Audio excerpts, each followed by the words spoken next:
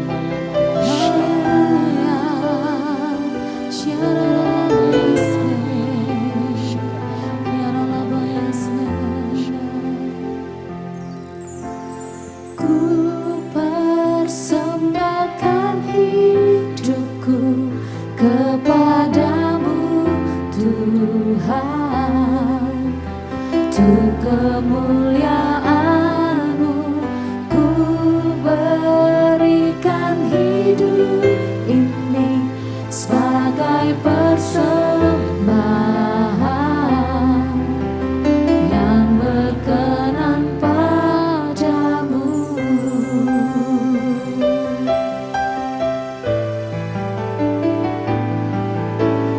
Ini aku, semua milikku, ku serahkan padamu Tuhan. Penyesalan dan kebanggaan, suka dan duka, semua ku serahkan. Yang telah lalu, yang akan datang, hasrat dan harapan yang terbayang, masa depan dan rencana-Mu, semua ku serahkan dalam tangan-Mu. Ku persembahkan hidupku kepadamu Tuhan. Untuk kemuliaan-Mu ku berikan hidup ini sebagai persembahan yang berkenan padamu.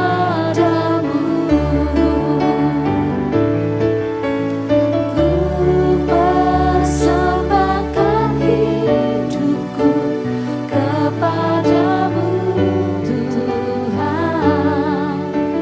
Untuk kemuliaan-Mu ku berikan hidup ini sebagai persembahan yang berkenan padamu. Ku persembahkan hidupku kepadamu Tuhan. Untuk kemuliaan-Mu ku berikan hidup ini sebagai persembahan yang berkenan padamu, yang berkenan padamu, kepadamu Tuhanku.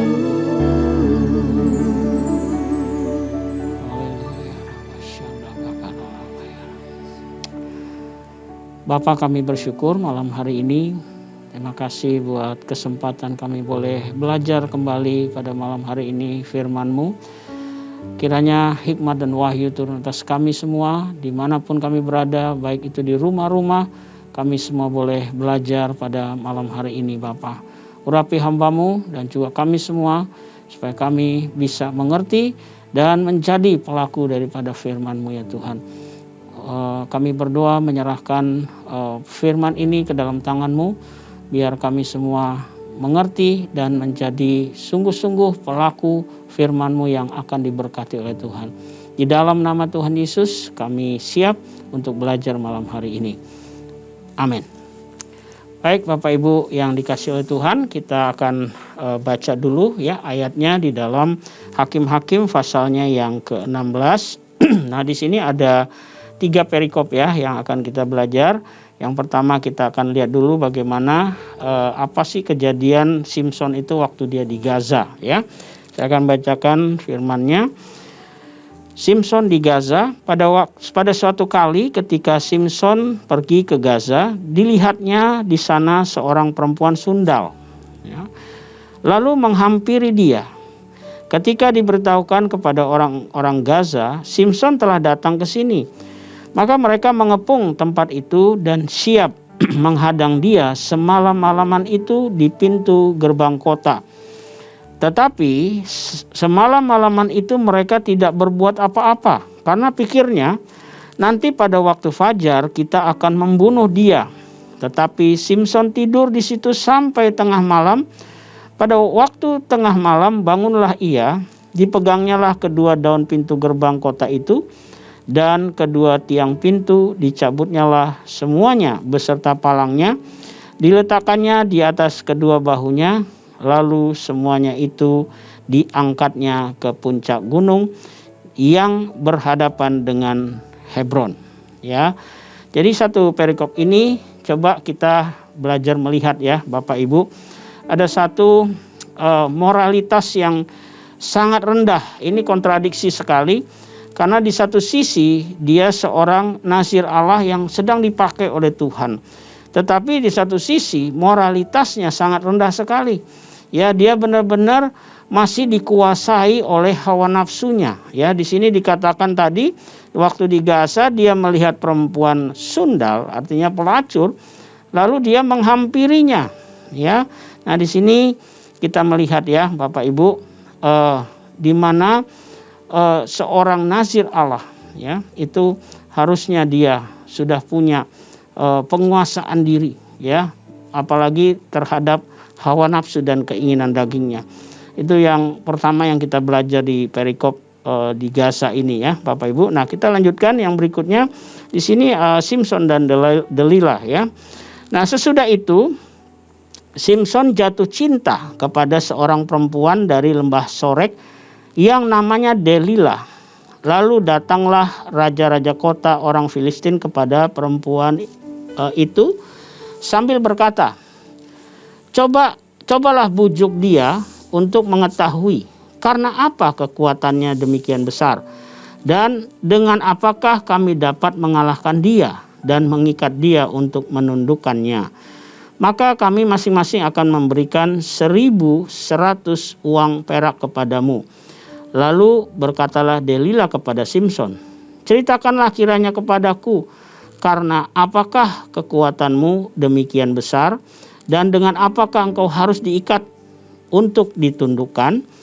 Jawab Simson kepadanya, jika aku diikat dengan 7 tali busur yang baru yang belum kering, maka aku akan menjadi lemah dan menjadi seperti orang lain manapun juga. Lalu raja-raja kota orang Filistin membawa 7 tali busur yang baru yang belum kering kepada perempuan itu, dan ia mengikat Simson dengan tali-tali itu. Sedang di kamarnya ada orang bersiap-siap. Kemudian berserulah perempuan itu kepadanya, orang-orang Filistin menyergap engkau, Simson. Tetapi ia memutuskan tali-tali busur itu seperti tali rami yang terbakar putus apabila kena api. Dan tidaklah ketahuan di mana duduk kekuatannya itu. Ayat 10, kemudian berkatalah Delilah kepada Simson, sesungguhnya engkau telah mempermain-mainkan dan membohongi aku. Sekarang ceritakanlah kiranya kepadaku, dengan apa engkau dapat diikat? Jawabnya kepadanya, jika aku diikat erat-erat dengan tali baru yang belum terpakai untuk pekerjaan apapun, maka aku akan menjadi lemah dan menjadi seperti orang lain manapun juga. Kemudian Delilah mengambil tali baru, diikatnyalah dia dengan tali-tali itu dan berseru kepadanya, orang-orang Filistin menyergap engkau Simson. Di kamar ada orang bersiap-siap, tetapi tali-tali itu diputuskannya, tanggal dari tangannya seperti benang saja. Berkatalah Delilah kepada Simson, sampai sekarang engkau telah mempermain-mainkan aku dan membohongi aku. Ceritakanlah kepadaku dengan apakah engkau dapat diikat. Jawabnya kepadanya, kalau engkau menenun ke7 rambut jalinku bersama-sama dengan lungsin, lalu mengokohkannya dengan patok, maka aku akan menjadi lemah dan menjadi seperti orang lain manapun juga. Kemudian perempuan itu mengokohkan lagi tenunan itu dengan patok, lalu berserulah ia kepadanya, orang-orang Filistin menyergap engkau Simson. Tetapi ketika ia terjaga dari tidurnya, disentaknyalah lepas patok tenunan dan lungsin itu.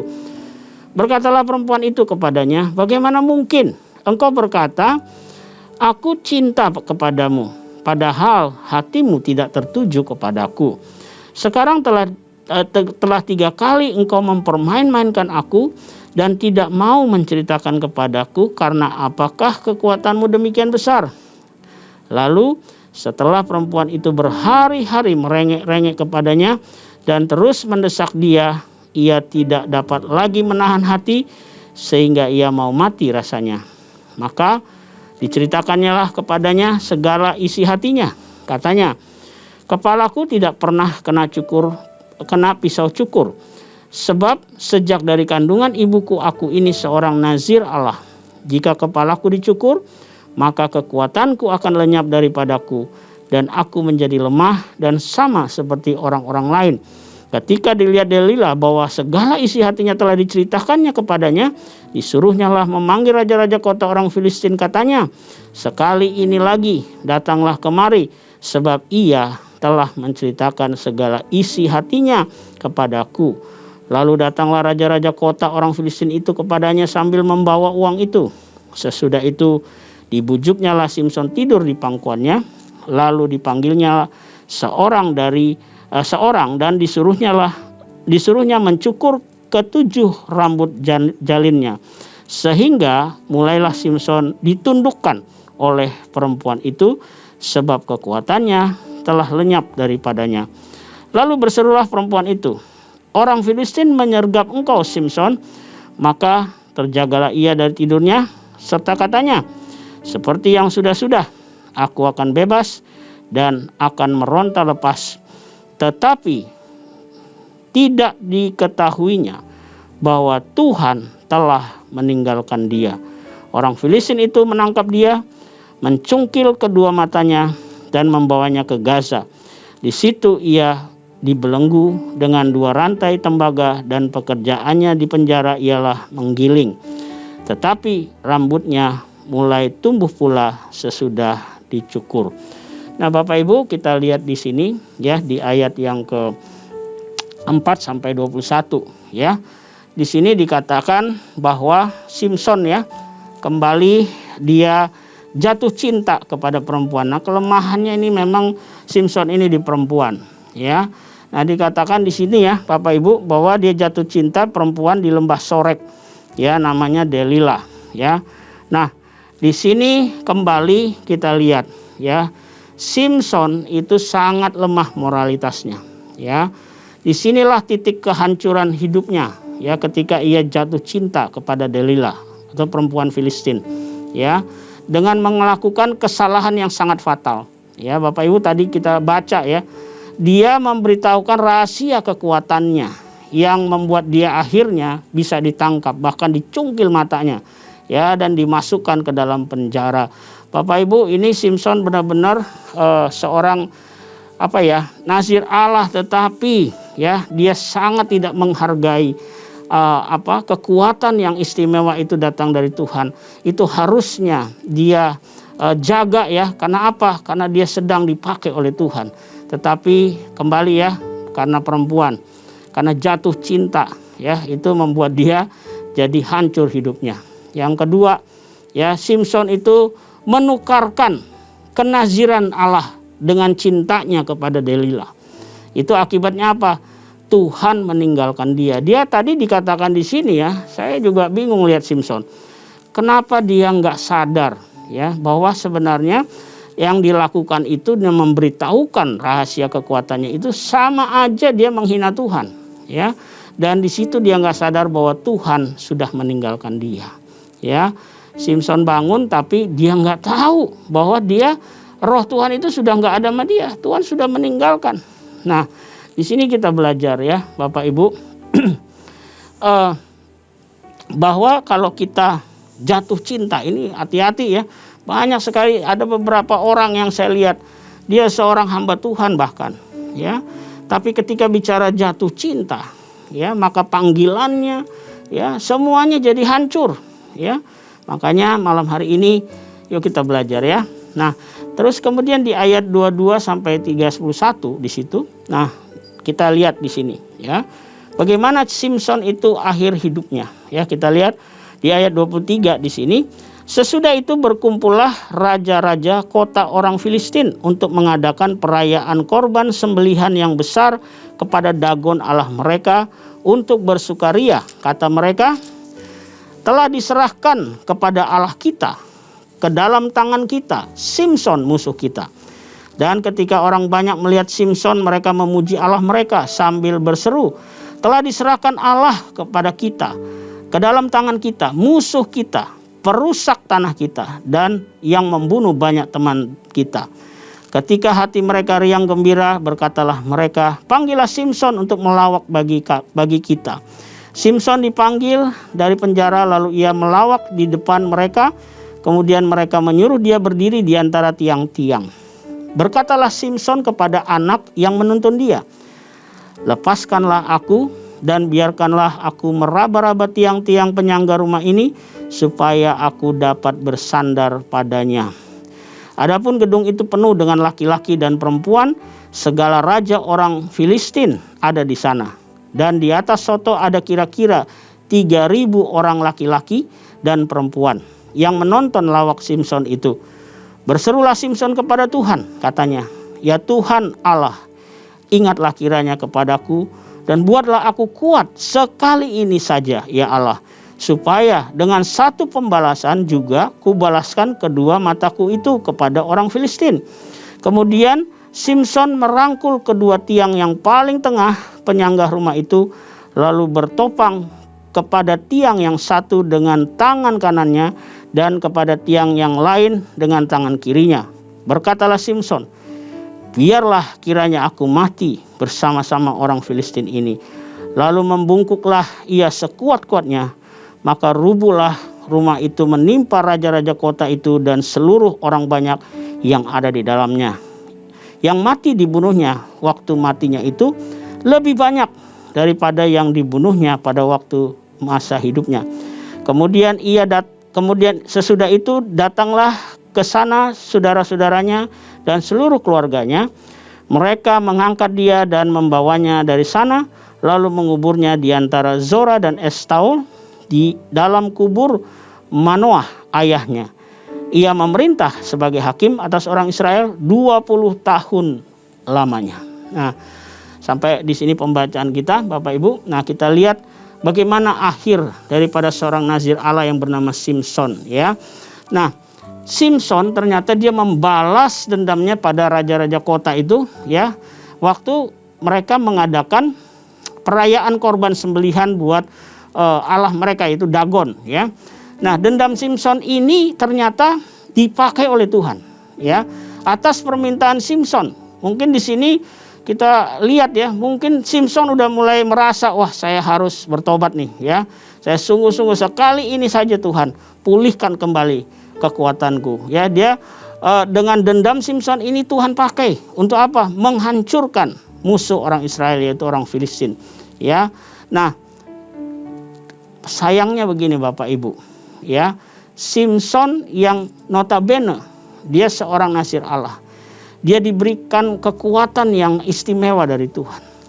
Tetapi dengan kekuatan itu sebenarnya dia sedang tidak sadar bahwa kekuatan itu bisa dikalahkan oleh apa? Oleh seorang perempuan. Bayangkan Bapak Ibu, tragis sekali kan, ya.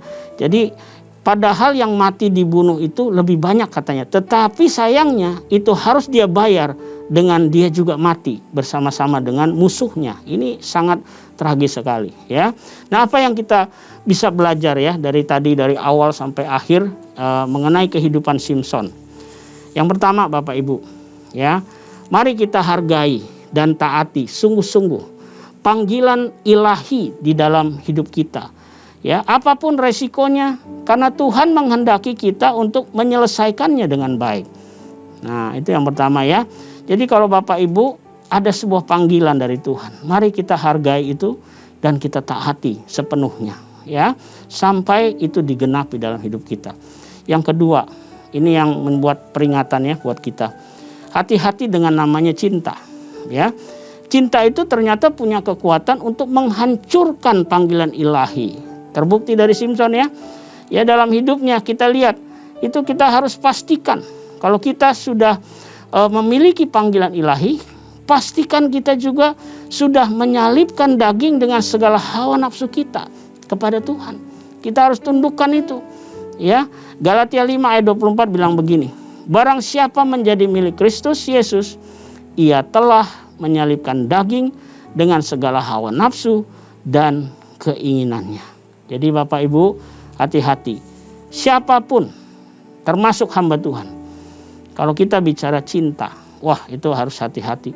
Alkitab juga ada tulis ya, cinta itu kuat seperti maut. Hati-hati, karena cinta itu punya kekuatan. Untuk apa? Bisa aja cinta itu menghancurkan panggilan Tuhan dalam hidup kita. Yang ketiga, yang terakhir, apa yang kita bisa belajar Bapak Ibu? Hidup dalam panggilan ilahi itu menuntut seluruh hidup kita di dalam penyerahan yang total kepada kehendak Allah. Ini penting. Kalau kita ada panggilan Tuhan yang khusus, maka hidup kita itu dituntut seluruhnya, sepenuhnya kepada apa? Penyerahan total kepada kehendak Allah. Kalau kita belum menyerahkan seluruh hidup kita kepada panggilan Allah yang istimewa, maka masih ada celah di situ. Ya, kita belajar dari Simpson. Ternyata celah dia di perempuan. Dia belum kuasai daging dan hawa nafsunya. Dia belum salibkan itu. Ya, karena itu malam hari ini Bapak Ibu yang dikasih Tuhan, kita yang ada di rumah-rumah, yuk kita renungkan. Ya, apakah kita di dalam panggilan Tuhan kepada kita sudah hargai, kita sudah taati sungguh-sungguh. Karena apa? Ini bisa dihancurkan oleh setan. Dengan cara apa? Tadi ya, perempuan, dan juga bicara cinta tadi. Ya, hati-hati. Karena itu pada malam hari ini, ayo di ayat yang terakhir di sini ya, Galatia 2 ayat 20, saya tambahkan bagian A. Kita harus belajar dari Paulus. Paulus itu punya panggilan khusus. Dan dia sungguh-sungguh dan dia serahkan total hidupnya kepada panggilan Allah dalam hidupnya. Ya, dikatakan Galatia 2:20 ayat A, 20a, namun aku hidup, tetapi bukan lagi aku sendiri yang hidup, melainkan Kristus yang hidup di dalam aku. Saudara, orang yang tahu panggilannya, panggilan Tuhan atasnya, dia menghargai panggilan itu, maka hidupnya dia serahkan kepada Tuhan. Tuhan yang ambil alih hidupnya, sehingga kehidupannya bukan dia lagi, bukan kehendaknya lagi, tetapi kehendak Kristus yang ada di dalam kita. Mari kita belajar malam hari ini ya Bapak Ibu. Ayo kita hargai panggilan Tuhan dalam hidup kita. Mari kita berdoa ya. Bapa di surga, terima kasih kami belajar melalui Simpson pada malam hari ini kehidupannya. Kami berdoa malam hari ini Bapa, biarlah kami disadarkan Tuhan atas panggilan-Mu secara khusus kepada kami. Biarlah kami juga menghargai dan mentaati panggilan Tuhan dalam hidup kami. Dengan meresponi panggilan itu dengan sungguh-sungguh. Dan kami punya komitmen untuk menyerahkan seluruh hidup kami tunduk kepada kehendak Tuhan, kepada panggilan Tuhan yang mulia itu, supaya kami bisa menyelesaikan panggilan-Mu Tuhan dengan sepenuhnya. Terima kasih Bapa, kami belajar dari Rasul Paulus juga. Biarlah kami juga hidup bukan lagi oleh kehendak kami, tetapi oleh Kristus yang hidup di dalam kami. Biarlah malam hari ini dimanapun kami berada, di rumah-rumah, Tuhan lawat kami. Mungkin kami seorang hamba Tuhan dan kami masih belum kuasai daging kami. Biarlah malam ini kami boleh menyalipkan daging kami. Karena firman-Mu berkata, barang siapa menjadi milik Kristus, dia sudah menyalipkan daging dengan segala hawa nafsu dan keinginannya. Biar kami bertobat Tuhan malam hari ini, termasuk hamba-Mu. Kami semua belajar terus untuk menghargai panggilan-Mu yang mulia itu. Terima kasih Bapak, berkati setiap anak-anak-Mu di rumah-rumah, dimanapun kami berada. Tuhan memberkati berlimpah-limpah. Dan sebelum kami berpisah satu dengan lain, biarlah Tuhan kiranya Kau curahkan berkat-Mu bagi kami semua malam hari ini. Mari kita angkat tangan kita, buka hati kita, dan terimalah berkat yang berlimpah-limpah dari Allah Bapa kita, kasih karunia dalam anaknya yang tunggal Tuhan kita Yesus Kristus, dan persekutuan yang manis dengan Roh Kudus menyertai kita semua mulai saat ini sampai Maranatha. Tuhan Yesus yang berjanji akan datang kembali, Dia pasti akan datang kembali menjemput kita semua di awan-awan yang permai, bahkan untuk selama-lamanya. Mari kita yang percaya diberkati Tuhan, sama-sama katakan amin. Selamat malam Bapak Ibu yang dikasih Tuhan. Selamat beristirahat. Kiranya Tuhan memberkati kita semua. Amin.